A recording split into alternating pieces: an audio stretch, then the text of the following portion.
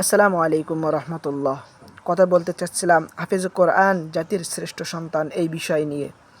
তাই যাদের সময় আছে, যারা ইসলামিক কিছু শুনতে চান, তারা আমার এই ভিডিওটা কন্টিনিউ করবেন, ইনশাআল্লাহ আপনারা কিছু জানতে পারবেন। আমি বলছিলাম হাফিজ কোরআনগণ জাতির শ্রেষ্ঠ সন্তান। তাদের এই শ্রেষ্ঠত্বের মূল বুনিয়াদ হচ্ছে কোরআনের সাথে তাদের এই নিসবত আর এই সম্পর্ক। এই সম্পর্কের কারণেই তাদের এত সম্মান আল্লাহ পাক রব্বুল আলামিন দান করেছেন। এই কোরআন এমন এক মহাগ্রন্থ কোরআন যে এর সঙ্গে যে যত বেশি সম্পর্ক রাখবে তার মর্তবা আল্লাহ তাআলা তত বেশিই করে দিবেন। চাই ফেরেশতা হোক, নবী হোক, স্থান হোক, কোনো সময় হোক, কোনো ব্যক্তি হোক বা কোনো বস্তু হোক, যাই হোক না কেন, কোরআনের সাথে যার সম্পর্ক যত বেশি হবে আল্লাহ তাআলা তার মর্তবা তত বেশিই বাড়িয়ে দিবেন। যেমন ধরেন, ফেরেশতাদের সঙ্গে সম্পর্ক হওয়ার কারণে জিবরাইল আলাইহিসসালাম সমস্ত ফেরেশতাদের মধ্যে শ্রেষ্ঠত্ব অধিকার করেছেন। নবী সাল্লাল্লাহু আলাইহি ওয়াসাল্লামের উপরে কোরআন নাজিল হওয়ার কারণে নবী মুহাম্মদুর রাসূলুল্লাহ সাল্লাল্লাহু আলাইহি ওয়াসাল্লাম সমস্ত নবী রাসূলদের মধ্যে শ্রেষ্ঠত্ব লাভ করেছেন। শহরের সঙ্গে সম্পর্ক হওয়ার কারণে সে শহর অর্থাৎ মক্কা ও মদিনা পৃথিবীর সেরা শহরে মর্যাদা লাভ করেছেন। মাসের সাথে সম্পর্ক হওয়ায় সে মাস অর্থাৎ রমজানুল মুবারক 12 মাসের মধ্যে শ্রেষ্ঠত্ব লাভ করেছেন। রাতের সাথে সম্পর্ক হওয়ায় সে রাত অর্থাৎ লাইলাতুল কদর 1000 মাসের চেয়ে শ্রেষ্ঠ হয়েছে। সুতরাং যে ব্যক্তির সঙ্গে এ কোরআনের সম্পর্ক হবে, যে কোরআনকে হিফজ করবে, কোরআনের বিধিবিধান অনুযায়ী আমল করবে, কিয়ামতের ময়দানে তার মর্যাদা সকলের ঊর্ধ্বে হবে।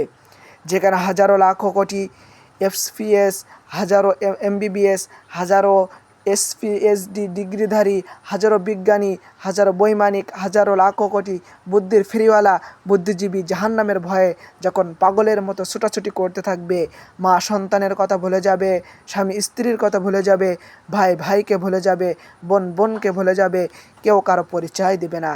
কেননা আল্লাহ পাক রব্বুল আলামিন বলেছেন, ইয়াউমা তারাউনাহা তাযহালু কুল্লু মুরদিআতিন আম্মা আরদাআত ওয়া তাদাউ কুল্লু যাতি হামলিন হামলাহা ওয়া তারান নাসা সুকারা ওয়া মা হুম বিসুকারা ওয়ালাকিন আযাবাল্লাহি শাদীদ।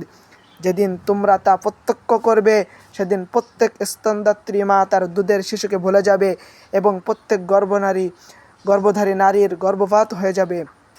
মানুষকে তুমি দেখবে তারা মাতালের মতো, অথচ তারা মাতাল নয়, বস্তুত তারা আল্লাহর আযাব বড় কঠিন।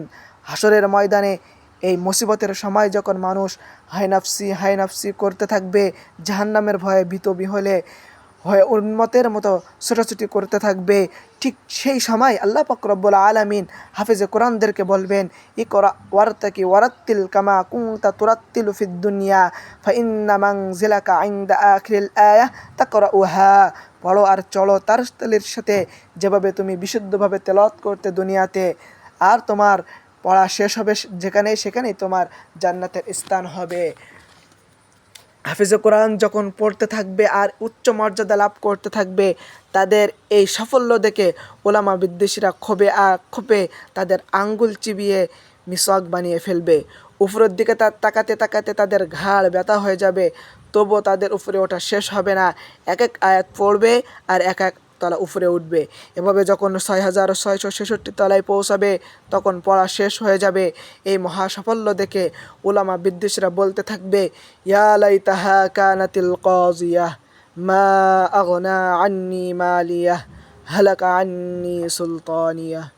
হায় আফসোস, আমার মৃত্যুই যদি আমার শেষ হতো, আমার ধন সম্পদ আমার কোনো কাজেই এলো না, আমার ক্ষমতাও শেষ হয়ে গেল, আমার জীবনটাই যে বৃথা হয়ে গেল। তাই আমি আপনাদেরকে বলতে চাই, যারা এলেম শিক্ষা করতে পারেন নাই, আপাতত যাদের ভিতরে এলেম রয়েছে, যারা আলেম ওলামা রয়েছে, তাদের সাথে সুসম্পর্ক রাখুন।